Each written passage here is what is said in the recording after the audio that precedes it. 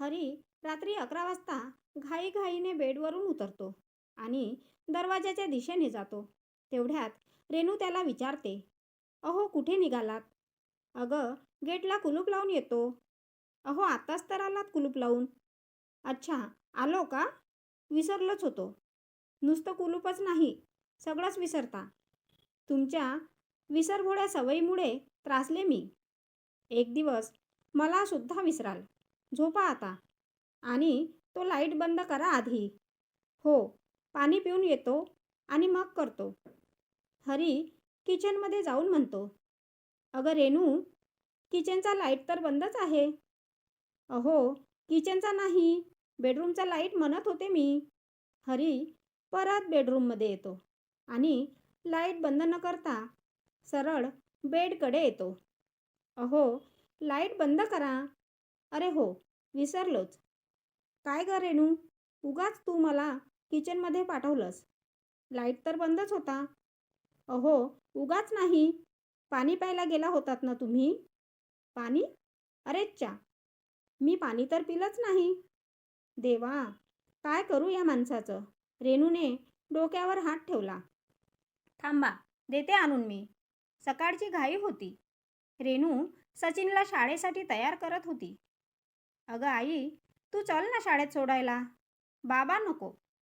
का रे? अगं आई, काल बाबांनी मला सोडलं आणि स्कूल बॅग स्वतःच घेऊन घरी येत होते.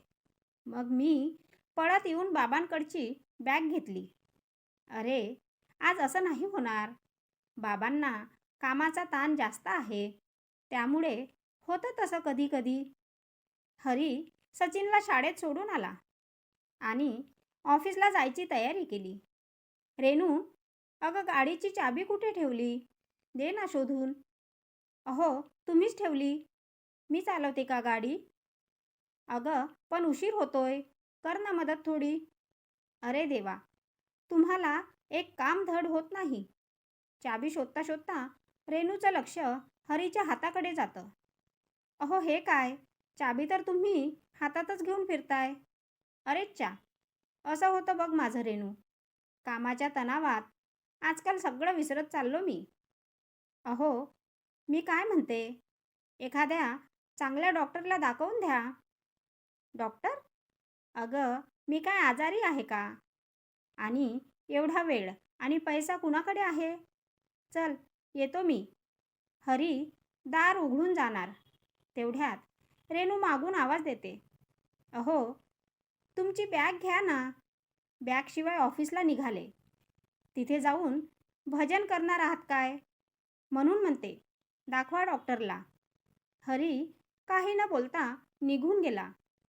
कसं काम करतात ऑफिसमध्ये देवच जाणे.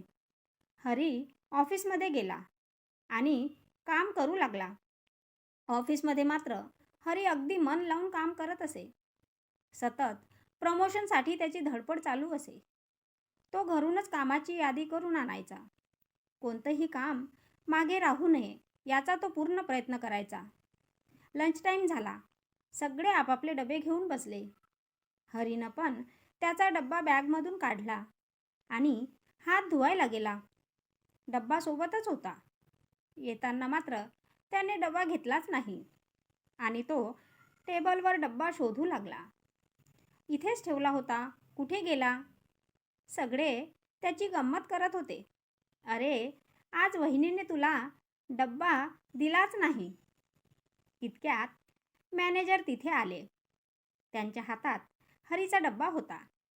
हरी, हा घे तुझा डब्बा. तू हात धुवायला गेला आणि डब्बा तिथेच विसरलास. अरे, कामाच्या तणावात तू स्वतःला विसरत चाललायस. कामात तर तू सराईत आहेस, त्यामुळे छोट्या मोठ्या चुका मी सांभाळून घेतो. पण स्वतःची काळजी घे. हो सर, आजपासून घेईन मी. संध्याकाळ झाली. रेणूचा फोन आला. अहो, मला जरा ताप आला. येताना औषध घेऊन या तापाची. हो हो, आणतो. पण येताना तो भाजीपाला घेऊन आला. औषध कुठे आहे? आणि भाजीपाला तर सकाळीच घेतला मी दारावर. मी तुम्हाला औषध आणायला सांगितलं होतं. अरेच्चा, विसरलोच बघ मी. थांब, आत्ताच आणतो. अहो, गोळ्या घ्यायच्या आधी मला फोन करा, नाहीतर पुन्हा भाजीपाला आणाल. फोन? हरी खिशाला हात लावतो. अगं, माझा फोन कुठे आहे? अहो, भाजीच्या दुकानात तर विसरला नाही ना? मलाही तसंच वाटतं. हरी घाईने भाजीच्या दुकानात जातो. फोन घेऊन घरी परत येतो. भेटला का फोन? हो, भेटला. नशीब भाजीवाला चांगला होता म्हणून फोन परत केला. आणि गोळी द्या मला पटकन. ताप कमी होईल तेव्हाच स्वयंपाक करेन. नाहीतर तुम्हाला उपाशी राहावं लागणार. गोळी? अरेच्चा, पुन्हा विसरलात गोळी? रेणू म्हणाली. आता तुम्ही हद्द केली. मी तुमच्या या विसरभोळ्या स्वभावाला त्रासले आहे. आता माहेरीच जाते आणि जोपर्यंत तुमची विसरण्याची सवय जात नाही तोपर्यंत परत येणार नाही. रेणू रागाने कपडे बॅगमध्ये भरते. अगं नको जाऊ, माझी चूक झाली. मी आत्ताच घेऊन येतो औषध. नाही, आता मी तुमचं ऐकणार नाही. उद्या मी मरेन तर जाळायचं विसराल? हा तुमचा मुलगा आहे ते विसराल. मी तुमची बायको आहे तेही विसराल. मग एक दिवस घरी यायचे विसराल. त्यापेक्षा आत्ताच जाते. रेणू पोराला घेऊन माहेरी जाते. पण तब्येत आधीच खराब. प्रवासात आणखी बिघडते. तिच्या माहेरची तिला दवाखान्यात नेतात. ताप तिच्या डोक्यात जातो. माहेरचे तिला दवाखान्यात ॲडमिट करतात आणि हरीला फोन करतात. हरी लगेच येतो. तो येतो तेव्हा रेणू शुद्धीत नसते. नाकाला ऑक्सिजन, सलाईन हरीला पाहवत नाही. तो तिच्या हातात हात घेऊन बसतो. रेणू, मला माफ कर. त्या दिवशी मी गोळी वेळेवर आणली असती तर तुझी ही अवस्था झाली नसती. काही दिवसांनी रेणू शुद्धीवर येते. आता ती ठीक होती. तिचं बारीक लक्ष होतं हरीवर. हरी अतिशय काळजीपूर्वक तिची सेवा करत होता. डॉक्टरांनी लिहून दिलेली औषधं न चुकता आणत होता. तिला वेळेवर औषध द्यायचा, जेवण भरवायचा, सचिनची काळजी घ्यायचा. काही दिवसांनी रेणू पूर्ण बरी झाली. तिला माहेरी नेण्यासाठी तिचे आईबाबा आले. पण रेणू म्हणाली, बाबा, मी नाही येणार. मी माझ्या घरी जाणार.